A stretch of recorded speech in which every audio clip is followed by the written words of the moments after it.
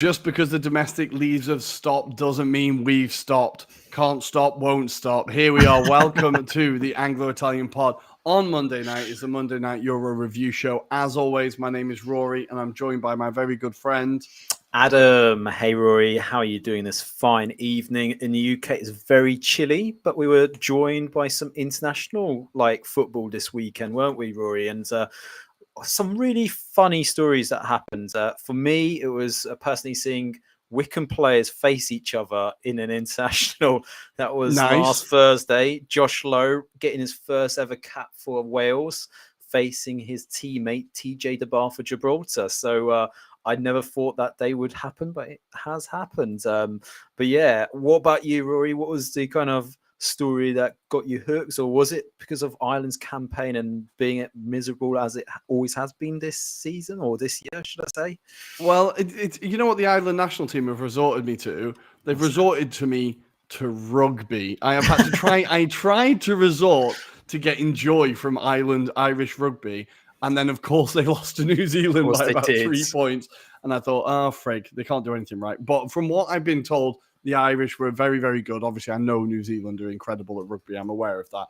And it's the hardest draw they could have got. So still a very good showing. But my one step into rugby instantly kicked me in the balls. But the story this weekend is basically, there's a story we're going to cover. It's all that everybody's talking about over here at the minute. And it is, of course, the betting scandals within Italian football. All we can say to the rest of Europe is, the Italian national team recovering from a scandal is a dangerous, dangerous beast. So we will see if they are the favourites for next summer's tournament. But yes, we do have a lot to cover this week, despite the Premier League and Serie A being off. We need to talk about in Group A, Scotland qualifying, Norway not doing such. We're going to talk about what is Ireland and the weird permutation that they could have to try and take advantage of in the next week. We'll be talking about England taking on Italy at Wembley again tomorrow night. So much history, so much recent history in that tie at the moment. It's just always incredible. Another Italian connection in Group D as Vincenzo Montella gets off to the dream start in the Turkey job. And whisper it quietly. Are they dark horses? I have a theory about it. And then we will be rounding up elsewhere. Of course, in Group E, we have Poland. Adam will be telling us about post Fernando Santos. Is it the sunny uplands that everybody dreamed of? And then we'll have time to wrap everything else up. There's plenty and plenty of groups. So, Adam, shall we begin with, seeing as it's Group A, and we've got Charles Davey in the group. Yes. Scotland are massive. 2 Euros on the bounce. We're here to stay. Let's start with the feel-good story. Scotland qualifying for the second Euros in a row. Just how incredible a job is Steve Clarke doing? It felt like forever since they'd got to a major tournament. Yeah, he's got them dreaming now, hasn't he? He's got them believing in themselves. And you can see certainly there's a lot more togetherness within the camp. There seems to be a lot more kind of fight for these kind of tournaments now and qualifiers. But I think it's also credit to the way those players are playing for the respective club sides, Rory, as well. Because if you think about the likes of John McGinn, how he's playing, he's turned into a formidable midfielder now this year. And we know about the likes of Aaron Hickey, for example, and what he did at Bologna. But there's so many of these kind of individuals that have gone off outside of Scotland as well. So, there's a lot of players there that I think have gone under the radar to an extent, but they're performing really well when it comes to the national side. I mean, you only have to look at Scott McTominay and kind of wonder, how come he can play as well as he does for Scotland, but not for Man United? And is that because of a coach that believes in him and, gives him the kind of ability to be free at what he does, right?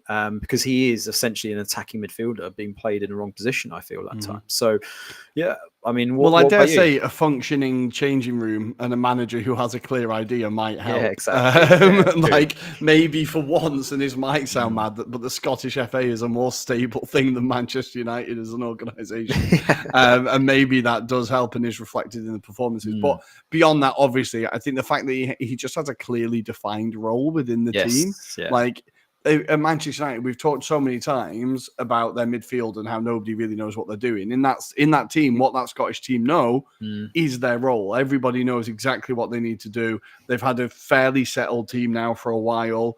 And I think we're really seeing the fruits of that now. I think it's incredible for them to get there. Like, obviously, I think if we talk about the game itself, I still can't really believe Scott McTominay's free kick was ruled out. I think that was actively trying to find a reason to disallow a goal there. And I think that goal does change the game if Scotland score first.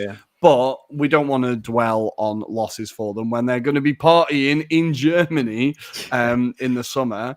And yeah, as you said, the players in Serie A, like who were in Serie A, Aaron Hickey, Lewis Ferguson, etc. Players we've been enjoying for a while. So congratulations, Scotland. They've qualified before England have technically qualified, right? I'm sure they'll enjoy that. As it stands, yeah. So that's another victory for the Scots, right? But elsewhere within that group as well, we have to talk about Spain. Obviously, Gavi got the goal. And he's already got, I think it's 5 goals for Spain now, and he's in the number of caps he's got. I forget how young he is. He's still only 19, right? But what a player he is. Oh, yeah. There was talent there anyway. But this is the scary thing about Spain at the moment. They seem to be having a little bit of a renaissance with these young players because they've had to cap Amaral, who obviously is the Barcelona youngster. Could have been obviously a choice of Morocco as well. But they got that in early, just gave him an appearance against Georgia, and he scored even on that night as well, Rory. So, yeah, it's a bit scary, their production line. There's a Polish youth international that currently plays in Barcelona, and Spain are very eager to cap him as well. He's called Michał Zuk. By all accounts, he's going to sway with the Spanish side because apparently Poland at the time didn't see or show enough interest in the kid. But yeah, it's what he knows. He was born in Spain, but his parents are both Polish. So it's one of those scenarios. So yeah, it is a bit scary though, because they are really looking really good at their youth levels at the moment. So just that kind of crop coming through. I suppose the one thing, Rory, they just need an out-and-out striker, right? Morata can't hold the lines by himself. Well, you know what? We keep doubting him, and he keeps popping up and scoring. He did get one against Scotland. Gavi did score in the Georgia game, not in the Scotland game. But yeah, we keep doubting him. He keeps proving us wrong. So maybe we will see him like relive and become the reincarnated David Villa. Who knows? But he does keep proving us wrong. Elsewhere in that group, Norway, the team that we've kind of dubbed the new Belgium, maybe, or who are kind of the young pretenders of Belgium. A squad with so much talent. Now, they have 10 points is still a decent tally, but when you look at the 3 games lost, they should be doing a lot better than they have been doing, right? Yeah, certainly. I think if you look at the kind of mixture of experience / with the talent that they've got, they should certainly do better. And I think that's the frustration of the Norwegian fans is right now they've probably got the best squad that they could ever hope for right now, given the circumstances. I think the last time they kind of qualified for a tournament was pretty much in the early 2000s, I want to say. And that was with the likes of Morten Gamps, Pedersen and co. And that's a long time ago when you remember him whipping crosses for Blackburn Rovers, right? But yeah, I think they've been craving this generation and it's not really playing as well in these group stages. So I would be very interested to see if they can somehow pull it off together in the playoff mix. But it's a big ask now. You're putting a lot of pressure on that group of players that haven't really performed up to this stage. So yeah, I'm not really too fussed if they don't make it either, because I think the likes of Haaland probably would like a rest sometimes. City would very much like him to have a rest. I imagine City will be like sticking all their eggs in the Norway, not qualifying basket. And I feel like Arsenal fans with Ødegaard might think the same. But I would also really like to see Ødegaard and Haaland at a major tournament. I think you want to see the best players at the tournaments, right? And I think those two are 2 of them. So hopefully they'll get there, but they need to. Obviously, both those players are still so very young as well. They've got big careers ahead of them, but they need to start thinking about how to get the most out of them before they end up with Belgium, where it's not quite, you feel like you've missed an opportunity, right? But we're going to leave Group A there for now. Congratulations again, Scotland. So happy you're there, honestly. At least it won't only be England that are there from the UK, because no one else is making it at the moment. Speaking of which, we're going to go to Group B. France, obviously, 6 wins out of 6. But the talking points at the moment are all, before I get to Ireland, Greece and the Netherlands. Now, they are currently playing. It's 0-0. I think it's half-time. Yes, half-time, This game is absolutely huge. Netherlands need to win this to draw level on points with Greece, but Greece do have a +5 goal difference better than Holland. So this is like Netherlands need to win and need to win handedly. Have you been surprised by Greece? I thought all of a sudden they've just been quite good. I thought for years in the wilderness they were terrible, and now. Or is it just a weak group? Is it just a weak group beyond France? I think there's something in between, shall we say, Rory? And I've just looked at some of the key stats from the match. Wout Weghorst has already missed a penalty for the Netherlands as well. So it's not looking too pretty for the Netherlands. But Rory, I forgot that the likes of Gas Poyet, he's a coach for Greece at the moment. I mean, I never thought we'd be uttering those words, but there is a side story to that as well, Rory, because I did see him being quoted for the Ireland job as well. Yeah. Yeah, I was about to say that. Yeah, exactly. Yeah. But what I would say with Greece is they have got a few good players, like a few youngish players that are developing at the moment. So Tsimikas is obviously a well-known one. Vlatimos, who is the goalkeeper at the moment, he plays for Benfica. He's been on the cast for a few times. So there is a few names to look out for, but I would imagine Netherlands, with their quality, I'm looking at who they've got at the moment in their team playing against Greece, they should do all right. But I think they probably aren't the Holland that we are used to, Rory. I think they're not the household names that we are used to from the early 90s, to be honest. So yeah, it's going to be an interesting kind of transition. They've gone back to Koeman, right, as well. Not big fan of Koeman personally, but yeah, I mean, this could be another story where we see someone as big as Netherlands not qualifying for the next stages. It's strange because in the World Cup, everyone kind of wrote them off. And beyond that game against Argentina, which was like, an incredible game, yeah, of course it was. They actually did pretty well, the Dutch, and they were playing some really good football, and they were like, exciting attacking wise, and they were kind of getting slight shouts to reach the final, right? And it feels like a long time ago now. But yeah, they still just seem quite toothless. Like they've only scored 9 goals in 6 games. Like if you compare that to Greece, who scored 12, France have scored 13.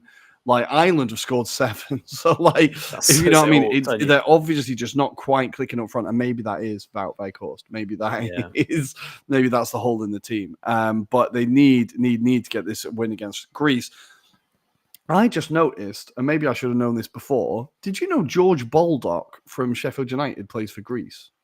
I did not know that. He's just come up in this squad, and I've just looked. He's got 9 caps for Greece.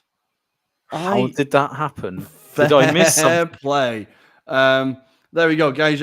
You can tell we could always research more before these shows. But it's a live stream. Who needs to do research? Right? I can do it right now. I just have to double check that. Yeah, 9 caps for Greece. Madness. Anyway, fair play. So yeah, there you go. Some cutting insight. But I've delayed it long enough. We do need to talk about Ireland. Yep. They lost, of course, 2-0 to Greece, and it was in Greece, so it was a game that was always going to be a little bit difficult. No, it was in Ireland, right? Wait, wow, where's it gone? I think it was in Greece, wasn't it? It was. I've lost the thing.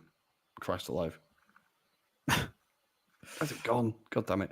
Anyway, it was always going to be a difficult game. We lost the first game against them in fairly tight circumstances. It was in Ireland, by the way. Sorry? It was in Ireland. Yeah, it was in Ireland, wasn't it? So we lost away like in the last minute, and this game was kind of the big chance to rescue anything. If you looked at the stats again, it doesn't look too different. It's like similar number of shots, similar possession, similar XG. It's just not. There's just always those big moments that Irish team is just not taking their chances, and they're just not defending well enough when the other team gets the big chances. And it just feels like maybe there's a psychological thing now, or it feels like it's not, to me, it feels like it's not tactical. It feels like it's not talent. It's just like they're on this run now. The narrative is such that when you concede that one goal, then you don't have it in you to get the equalizer. And I just feel like that is the sign of a manager that needs to leave. Unfortunately, I think once you see that, that's when there's very little else he can do. Like, what do you think? Well, I was going to bring up this stat. I don't know if you've heard this, Rory, but 10 teams have failed to win 5 or more games for the qualifiers. They currently include Latvia, Cyprus, San Marino, Gibraltar, Malta, Faroe Islands, Estonia, San Marino, Liechtenstein, and you guess who I'm going to say? Republic Yeah. of Ireland. Yeah, that stat, when I heard it, was just like shocking. But I think we said it on the last time that we covered the Republic of Ireland. We felt like it was probably a bit too harsh to get rid of Stephen Kenny, given this was a huge project piece. Now it just feels like there's nothing that's coming out of this squad. There's no kind of identity as such, apart from they play it nicely sometimes, but they can't be clinical. And I was looking at that squad that you were facing against Greece, and I'm thinking very workmanlike, right? But I don't know who's your flair, who's your players that are going to be more clinical. Like with previous Ireland squads, if we think back to the likes of even Trapattoni, there were some experienced heads, right? There'd be players that you could go, he could do it in the Premier League, who could score goals, like, and you don't get that same impression with this Ireland squad. And I don't know if you feel the same, but it does feel like that's where your reliance on the likes of even Ferguson, for example, just to deliver. Like when he's not in a squad, who is that person going to be? I mean, we've spoken about Sinclair, and he's young, right? So it's probably too harsh to expect him to deliver. But again, you look across that Ireland squad, I don't feel like there's someone that springs to mind that could just give something different. And I don't know, you're closer to it, but there's the general, like, I think the general age of the squad is a lot younger than past squads, and it is supposed to be the start of a journey. It is a lot of like developing players, but also it is a League One championship level squad. Like beyond Evan Ferguson, not many of the players play in the Premier League. I think Jason Knight is an exciting player, but he's not in the Premier League. Like, and I think there's just not quite that base level of talent that you need. That if you look at even the Wales squad, they have basically Premier League quality throughout the squad, even at centre back or in midfield. They've got 1 or 2 players that are Premier League quality. I just feel like Ireland, there's just been that drop a little bit, and that maybe in a couple of years when the players develop, it will be there. But right now, it isn't. And it is worrying that you have one player like Evan Ferguson where you're just like, well, as long as he's fit, we've got a chance. So already you're just like banking on this one person, and he's 18 years old. You're right. There's no real older head on the pitch to grab everyone and be like, right, let's go. It's just not. Maybe Duffy, but even he's getting towards the end of his career now, and it just feels as well. Yeah, exactly. So it's not as good a squad as the general people in Ireland seem to think or expect, but it doesn't make this qualification process any less impressive, because when you do talk about the other teams that haven't won any games or haven't won 5 games, you don't want to be in that group. Like we're going to finish this qualification period having only beaten Gibraltar twice. Like that's not, and like no disrespect to Gibraltar at all. I love that every country can play football. I think every country should be playing football, and you have the right to go up against everyone. But it shouldn't even be worth noting that you've beaten Gibraltar. If you know what I mean. But it's just so it feels like a dead man walking now. He's just slowly walking towards that chamber, because we know it's going to happen the second the qualification period is over. And I just hope that they don't panic and just go back to type and go to Mick McCarthy or go to Sam Allardyce or go to some manager who's just a workhouse manager. And I hope they do try and get someone exciting. Like if it is, and again, I don't know much about him, but Lee Carsley is getting a lot of hype with the England under-21s. He obviously played for Ireland. There's a lot of kind of talk there. But then again, that's going to take patience again. That's going to take, like, this is an untested manager at the top level who likes to play good football, who's got a young squad. Like, we're in the same situation. We're just hoping that it gets off to a better start. I don't know what you're hoping. Like, if you know what I mean. So I think there's also the issue of people will have to remain patient regardless, and realistic. But let's go through the weird permutation, Adam. Now, you tried to explain this to me, but I'm terrible with it. Do you want to go one more time of why Ireland need to I'm struggling, to be honest. I'm going to try my best, but essentially, you've got to make sure that you lose against the Netherlands to qualify for the playoff mix. Essentially, it is a case of extended chance of qualifying. You would then face essentially a group 3rd or 4th place team, potentially, depending on how many teams there are in the group, and they face off in a playoff mix, essentially knockout rounds. So yeah, I think it's the best 4, I want to say, that qualify through. But yeah, that includes the likes of Poland, potentially Norway could be in that mix. So there is some big teams that could be missing out on the automatic places as it currently stands, Rory. I'm not even holding up too much hope for Poland. So, you know, if you're worried about Ireland, look, I mean, do I really want to see Erling Haaland against Ireland? Probably not. Like, I've had to watch Ireland lose to Spain and France and Thierry Henry and all sorts of strikers. I don't know if I really want to go through Ireland having to try and take on Erling Haaland. But look, I don't think we're going to get a result in Holland, is my hot take. So maybe we could see that permutation happen. In front of our eyes, and maybe Stephen Kenny will get another couple of weeks, another couple of months within the job. True. Who knows? But the good news is Ireland are currently beating Gibraltar. Evan Ferguson has scored, as has Michael Johnston. So maybe just get a few goals, boost the confidence, something to get a positive out of this international break would be nice. But beyond that group, I think that's Group B done. I'm going to move on to Group C, the Anglo-Italian pod group, as it is commonly known. And should we start with England or Italy? Let's start with the light story, which is England's, right? There's not a lot to talk about, right? So England did beat Australia 1-0 in a friendly. Gareth Southgate did experiment. I did like some of the players that he played. I liked Ollie Watkins getting a full run out and getting his goal. I liked how Jack Grealish looked annoyed, even though that shot was definitely going off target. It was going wide. It did look a bit David Nugent. Do you remember when David Nugent had the goal from Jermaine Defoe? But I think it did need that touch. And I was really impressed with Australia. Before we go into England, I was really impressed with how they played. I thought first half in particular, they really again, the team that did really well in the World Cup, we know what they're about. But I was really impressed about how they went at it. Like, they look like a team that are still improving, eh? Yeah, massively. I feel like, you know, a few years' time, that quality, if it continues in the same way of like form, then they could even be better than they are right now. So, really impressive by the intensity, you know, you could tell there was a difference in class amongst the English players versus the Australians, but they didn't give up. And they certainly gave a lot of heart towards the end, you know, when they were pushing for that equaliser.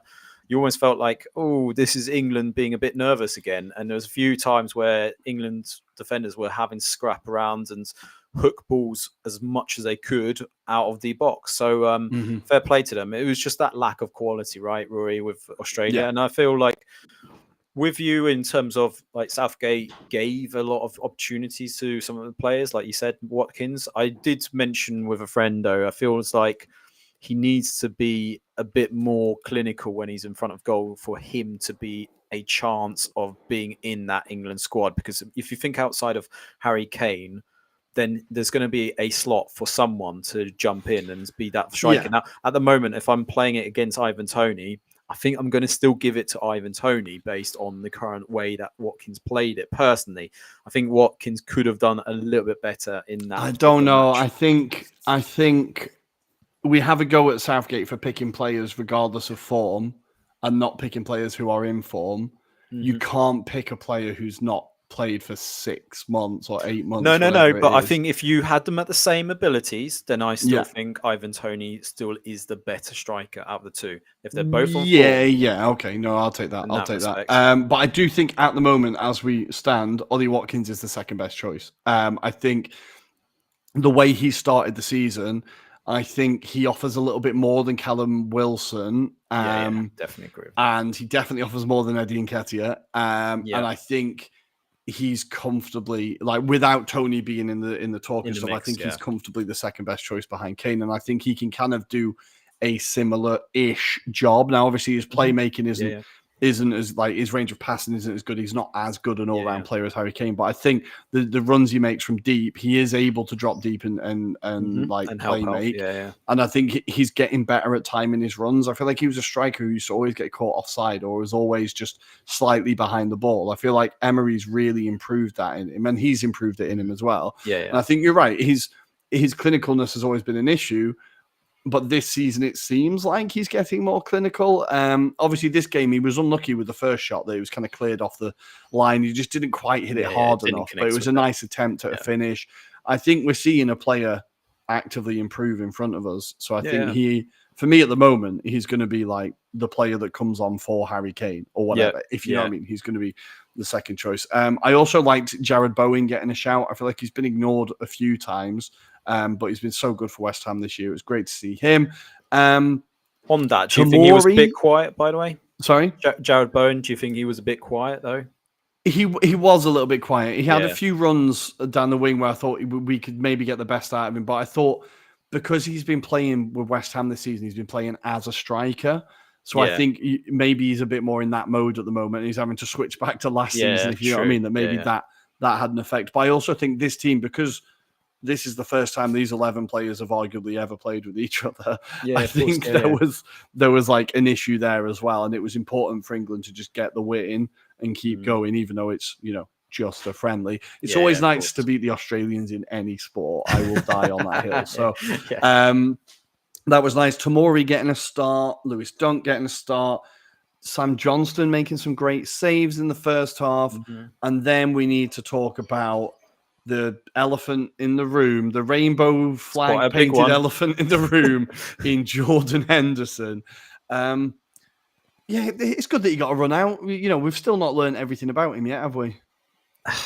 I don't know if he should even be in that squad, to be honest. And I'm going to be one of those boo boys, I'm afraid. But I have no place for him. I can't understand why he's in that squad. Southgate referred to the fact that he didn't pick him because of popularity, because if popularity was a thing, then his squad would look different. And I'm thinking to myself, but if popularity wasn't a thing, then why is Harry Maguire getting in the squad, right? So this is the thing. I think there is a difference between popularity and playing people because you trust in them. But there's a huge elephant in the room, should we say, which is where he stands, what he believed in, why he made that move to Saudi Arabia. And that all unpacks when you play that against Jack Hendry, who plays for Scotland, but plays for the same team as Jordan Henderson, but there's not that hype around him for what he believes in. There's no hypocrisy there. So this is where I think it's lost in translation, is that there is a bit of hypocrisy with what Jordan Henderson did. And fair enough, professionally, he decided that's the move for him to do. But the rationale wasn't there, and that's why he got booed. I think you can't not play someone for their, let's say, political beliefs, right? You can't not do that, but you can't then act confused when they get booed, right? They come back, I have no idea why they're getting booed. But I do also think it is a mix of the fact of why is this man still in the team? Now, there's been 11 non-British clubs to provide an England captain, right? I'm just going to go through the list and it just stands out instantly. So you've got Hamburg with Kevin Keegan, Milan with Ray Wilkins, Juventus, David Platt, Sampdoria, David Platt, Inter, Paul Ince, Real Madrid, Beckham and Owen, LA Galaxy, Beckham, Torino, Joe Hart, Torino in there, course, my guys, Atletico, Kieran Trippier, Bayern, Harry Kane, Al Ettifaq, Jordan Henderson. It just sticks out like a sore thumb. You got these huge giants of European football, and then just simply he is not playing the required standard to say that he deserves a place more than other England players that deserve chances. We're looking at a very deep squad, a deep resource at the moment within English football, and these qualifiers, these friendlies are your chance to figure out what's going to happen next year, what's going to happen in the next 2 years, 3 years. There's no point playing this bloke. There's just no point. Even if you just keep it simply to football, he's not playing the required standard and he's not been good enough. I think it's just as simple as that. And you mentioned how you were happy that Southgate played a bit more experimental. There was a good play in form.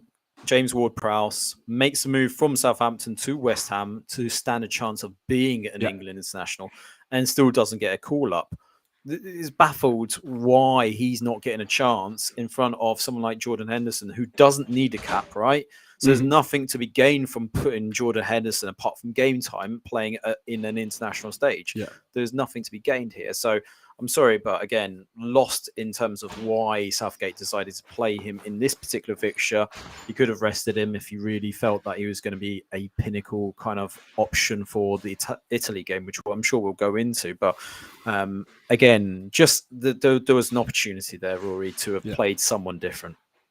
Yeah, and that's it. It just feels like a missed opportunity, and someone sat there on the bench, just a bit miserable that he's still playing.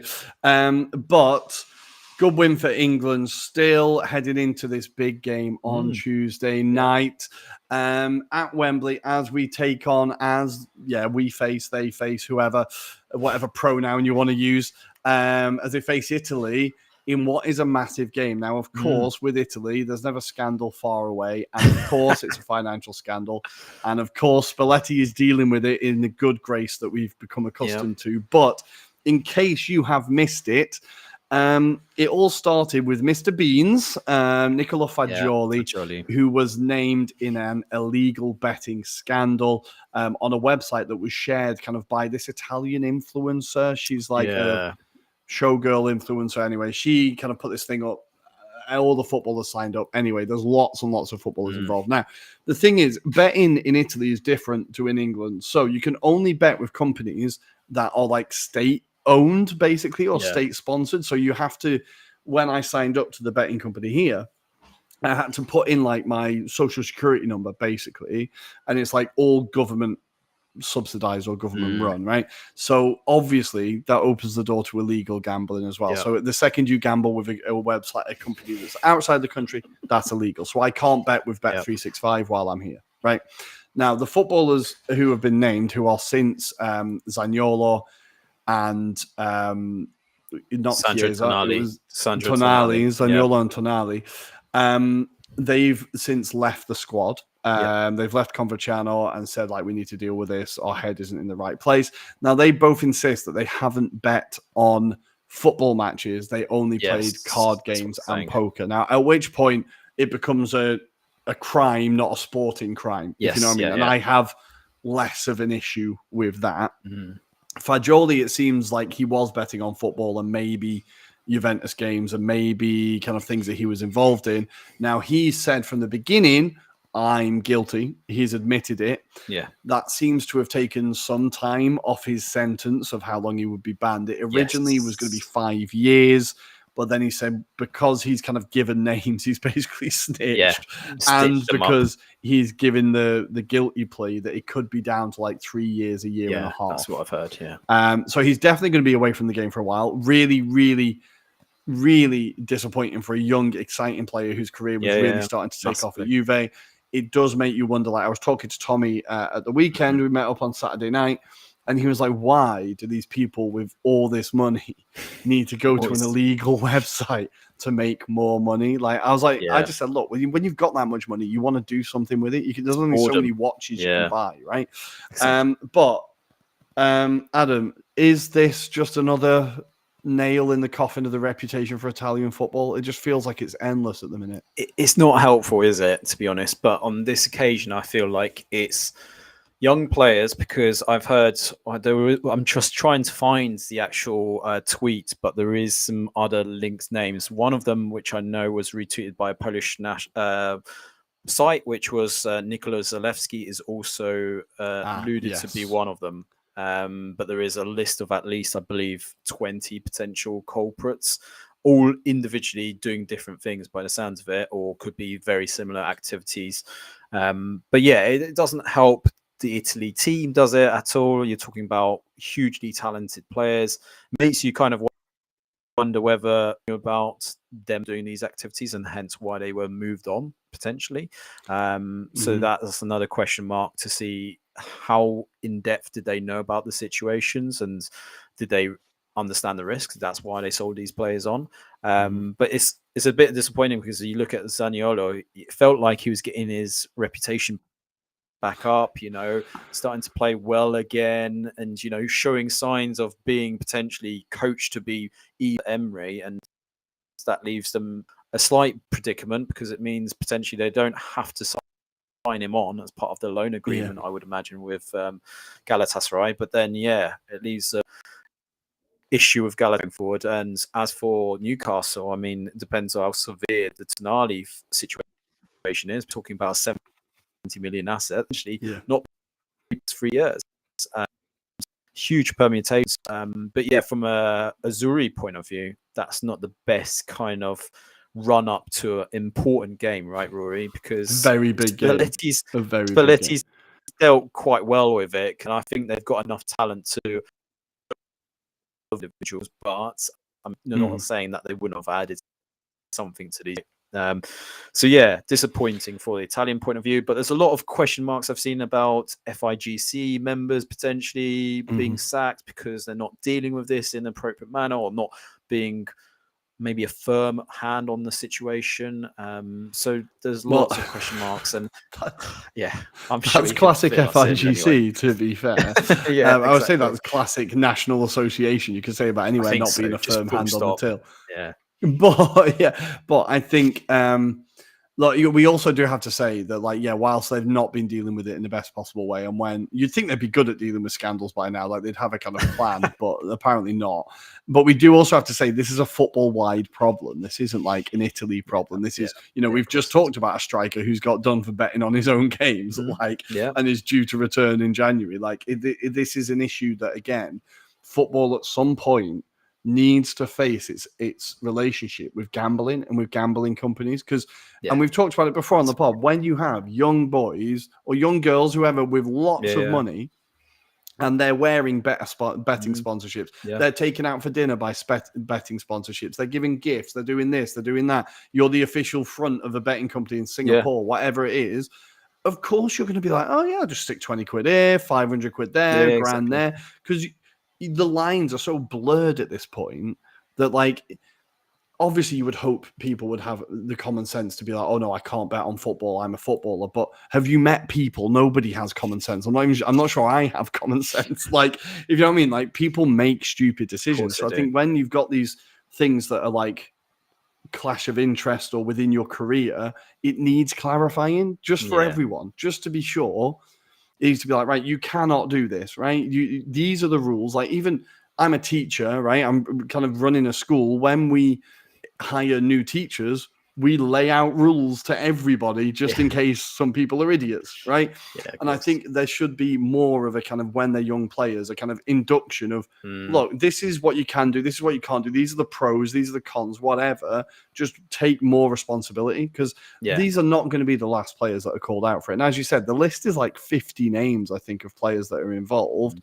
And this is just in one country, in one league, in you think Ivan Toney is the only English footballer better than football? No. Of course not. So I think there needs to be a change in relationship, and a kind of, again, the associations and the leagues and the clubs need to be taking more responsibility for this, because it can't all just land on a 22-year-old footballer who's bored in a hotel room. If you know what I mean, it seems unfair to me to an extent. But also, they are stupid bastards for doing that. I don't know why you would illegally bet in the first place. It just feels like a recipe for getting your thumbs taken in 10 years when you owe somebody money.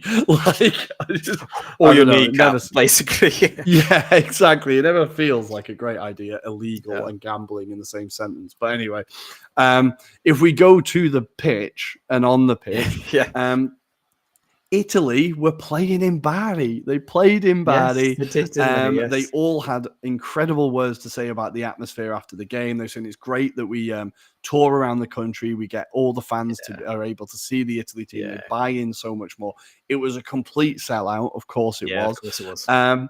And again, a bit of a kind of jigged lineup. I think Spalletti is kind of playing with a few things.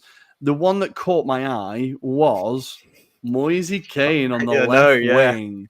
Now, I know it's Malta, so it's not again, no disrespect to Malta, but it's Malta. I thought he had a few moments where he looked like he could beat his man, get a ball into the box, but you weren't as impressed, were you? I'm not as convinced, because I think he's a bit like Bambi on ice, really. I think he has his little turnovers, swings at things, but I can't see him nailing down a career for him in that position. Having said that, look, Spalletti had to work with what he was given, I Yep. suppose, to an extent. So that was the next best thing. Look, there's always been a play in Moses Kane. I just think maybe he needs to be played in his natural position. Personally, I don't think he should be forced on the left-hand side. But if it works for Spalletti, if it gets something out of him, fair play. I just don't. I think there's more talented options, shall we say, Rory, that can play the role that he tried with Moses Kane. But that was a good experiment, right? We talk about Southgate experimenting. There's no difference here with Moses Kane. And maybe, he's trying to look at exploiting that left-hand side, maybe at England, because they seem to be reliant on playing like a Levi Colwell or, a Tomori on that left-hand side.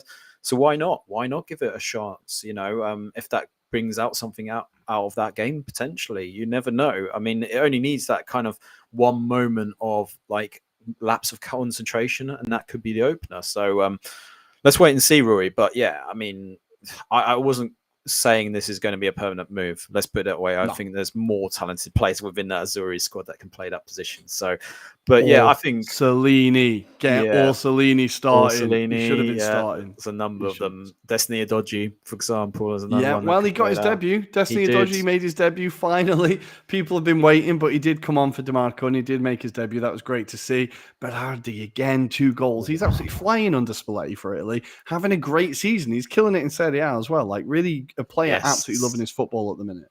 That first goal, that was the 1-2, and then on the spin, just takes it and blasts it past the Maltese goalkeeper. It was just splendid, wasn't it? I mean, when he's on that kind of form, you kind of think, how is this guy still playing for Sassuolo? Yeah. But we know too well why he plays for Sassuolo. There's a reason why he plays for Sassuolo. But yeah, when he's on fire like this, I mean, he could be the difference for Italy on the day. This is the thing. He can just switch it on for them. Another player that I was impressed with, Fratesi, again, playing quite well. But the man we also want to talk about is Bonaventura. He had a fantastic game for Fiorentina against Napoli. And boy, he just seems to be younger than it actually his age is. I mean, I couldn't believe he's 35 years old. When I saw that, I was like, no way. He plays like Jude Bellingham when he wants to be, right? He's absolutely smashing him in this year, to be fair. Like, he becomes the oldest Italy player to score their first goal for the country at 35 years old. Yeah. Look, he's a player we've talked about a lot, especially last season as well. He was so key for Fiorentina in that Conference League run. He was so key in that, like, everything they did. And I just think it was also an incredible goal. It was also just a great finish outside the box, smashed it, just beautiful.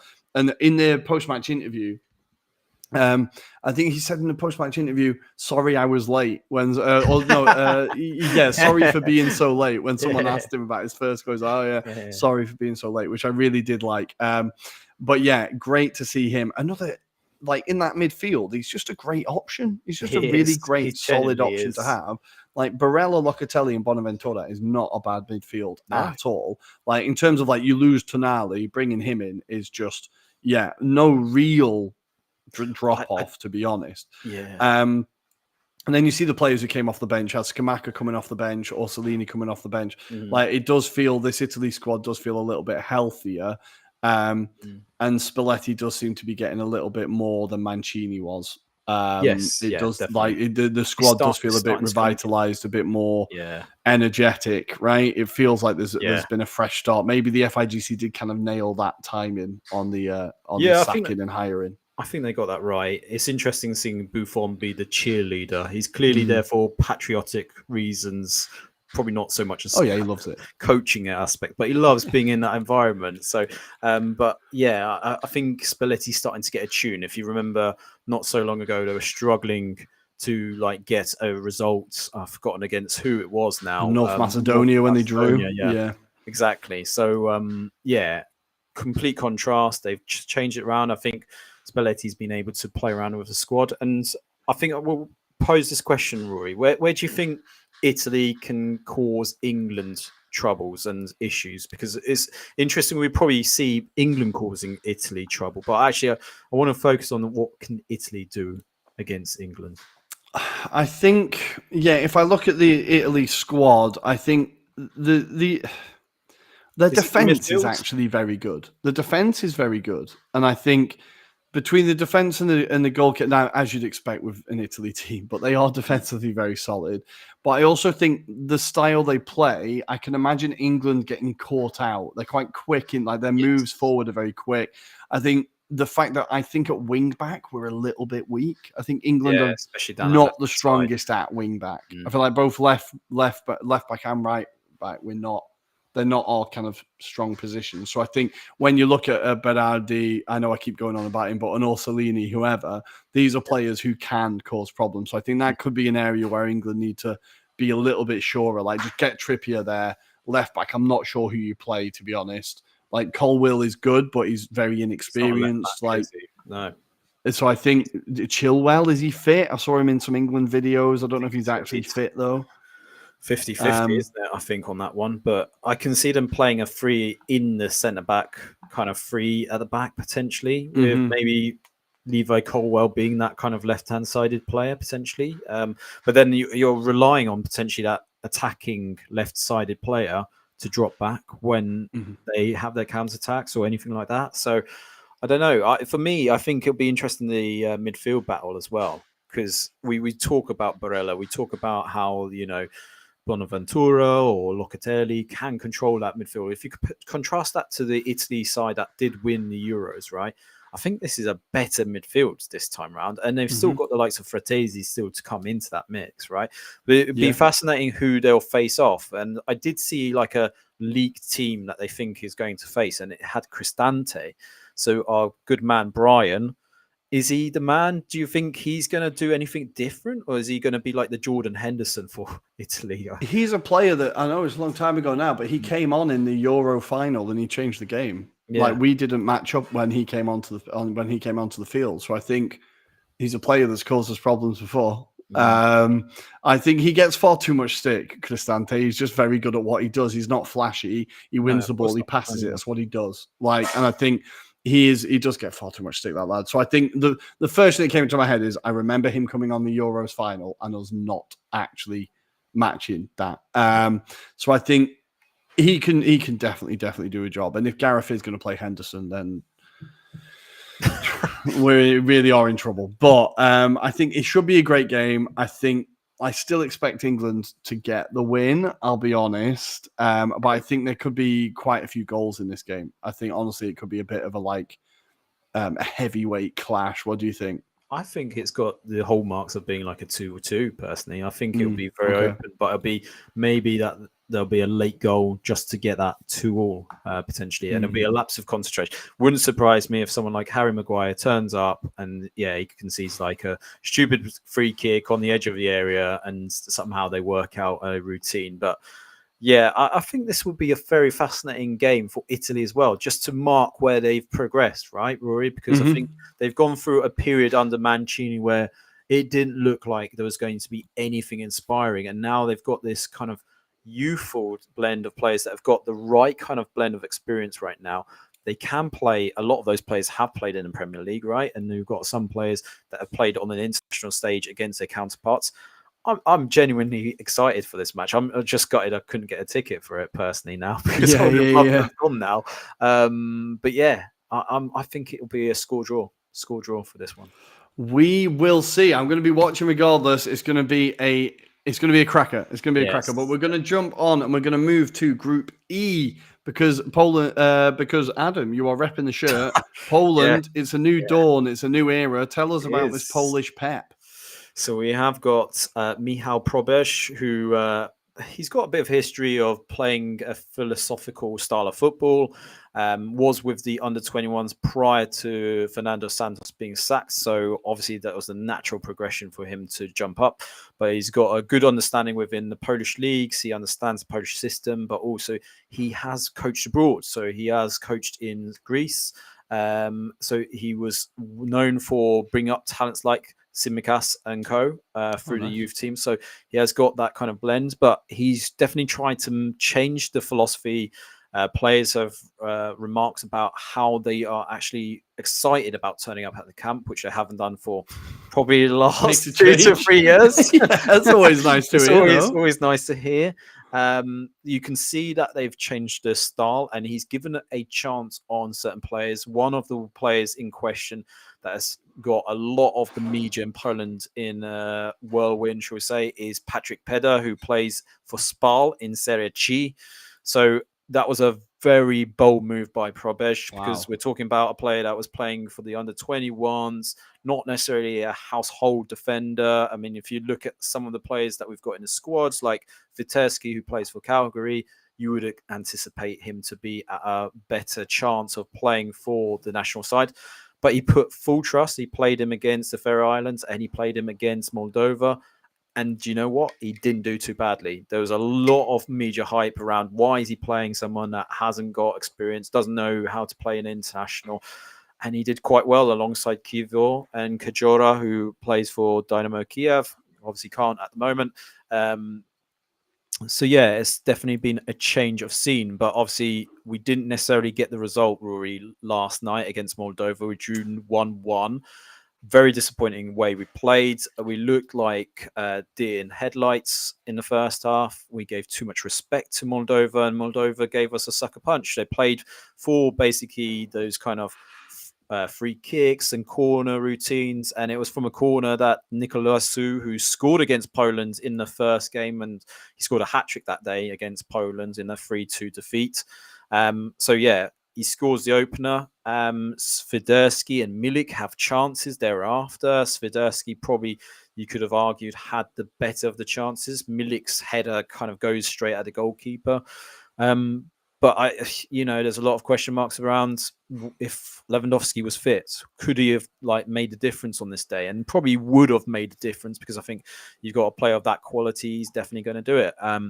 But it does make qualification automatically harder because we're relying on other results. So Czech Republic, for example, have got 2 games over Poland. Our next game is against the Czech Republic at home in Warsaw.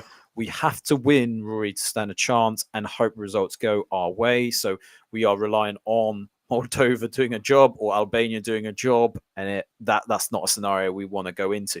Look, I kind of ruled out our chances of qualification anyway, so it looks like we're potentially going to have a chance through the playoffs. I don't necessarily think that's going to be a great chance of us qualifying, because I think this is literally last chance saloon. But Michal Probej, I think, will get the best out of these players. I think he'll get them playing a philosophy that will win us matches.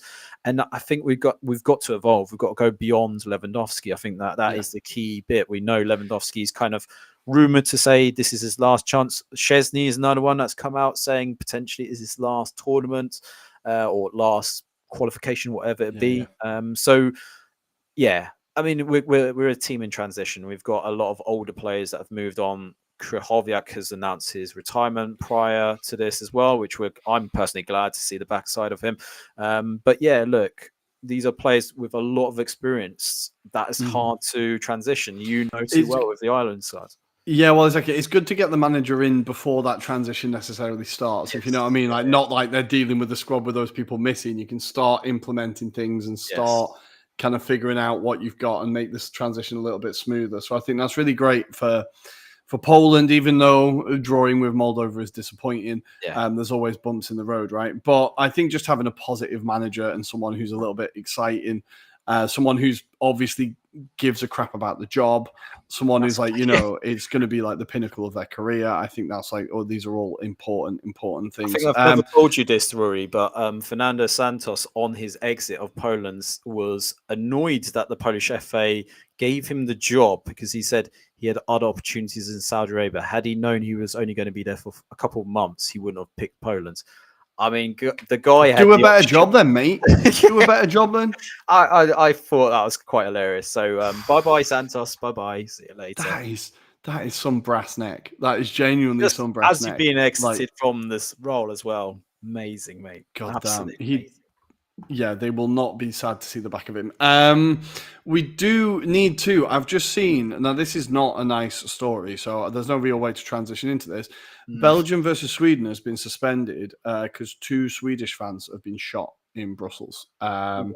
So our thoughts go out to their families. Our thoughts go out to the victims. It's good to see that the match has been suspended.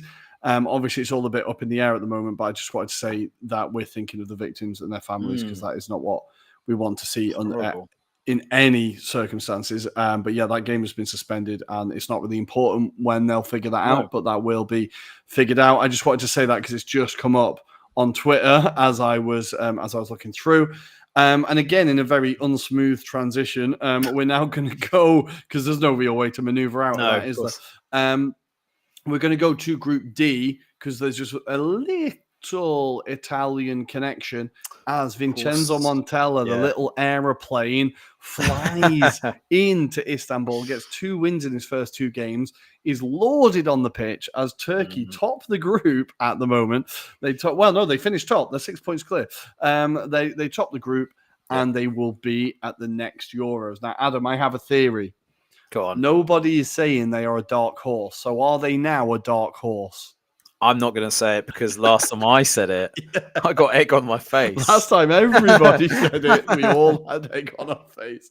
But it is great to see Turkey get there. Again, a team where I'm like, there is still a lot of quality there. There is still like a lot of players where, the first player that's come up is Cenk Tosun. You can decide if that's actual quality or not. But they've got Çalhanoğlu. They've got like the guy from, the guy at Real Madrid, the really young lad.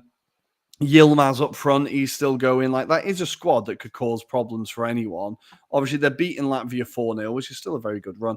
But are we happy to see Turkey back at the Euros? Montella doing well. They beat Croatia 1-0 as well. That's huge. Yeah, I definitely think there's a good chance. Cengiz Ünder, the Fenerbahce midfielder, is another one to keep an eye out on. But yeah, I mean, we know about Çalhanoğlu from his period with Inter as well. So I think they've got a few decent individuals. It always seems to be, Rory, about how they play as a team when they turn up.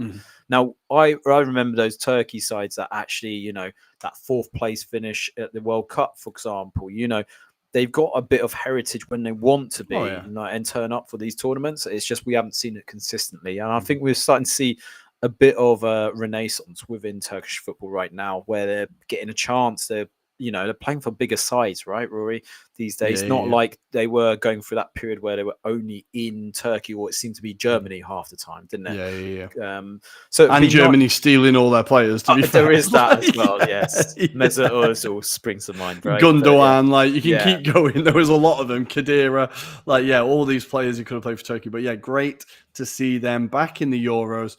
Hopefully they won't disappoint as much as they did last time. My mate Kamal is really hoping they don't shit the bed this time. So fingers crossed. But the games coming up that we do have, it looks like Kazakhstan have kind of shagged the group a little bit, which is really annoying. They lost to Denmark away, which isn't a massive surprise, but that's kind of meant that they can't finish in the top 2 now. They will be relying on the playoffs, but they do face Finland in Finland, and they're currently level on points. So Kazakhstan need to get a win there to make their automatic or their kind of path a little bit easier. Elsewhere, we of course have England versus Italy. If you want to see a scrap, we have Serbia taking on Montenegro. I can't believe those 2 teams are allowed to play each other. Genuinely, that is insane.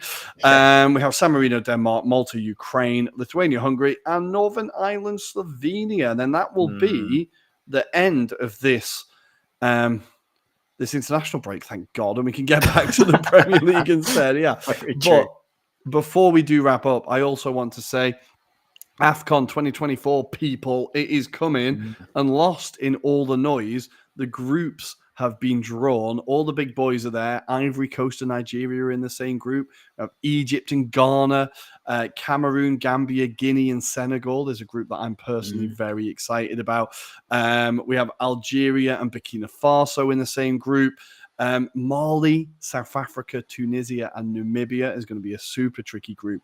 And then Group F, Dr. Congo, Morocco, Tanzania, and Zambia. So just keep an eye out.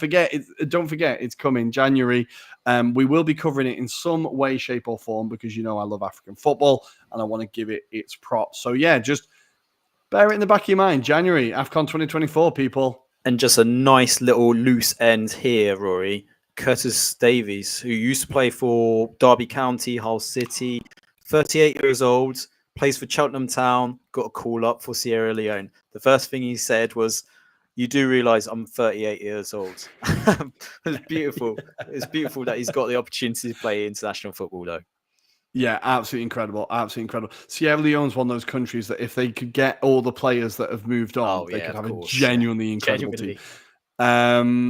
And we do have an interview in our back catalogue, if you are interested in African football, with the former Sierra Leone captain, Sheriff Suma, which was an incredible story. His life is insane, and his career was fascinating. So do check that out. I might stick it in the episode notes for people who want to find it. But guys, we have officially hit the hour pretty much. So thank you for joining us on your Monday evening. We will be back on Friday to preview all things Premier League and Serie A. There are some massive games coming up this weekend. Adam, anything to say before I send these people home? No, I think that's it. So look forward to the other side on Thursday. We will see you there. As always, you can follow us on Twitter at Italian Anglo Pod, on Instagram at Anglo-Italian Pod. You can hit like and subscribe here on the YouTubes. And if you are on our podcast, if you're listening to this via podcast, give us a 5-star rating, please. And tell a friend. Grazie mille. A dopo. Ciao, ciao.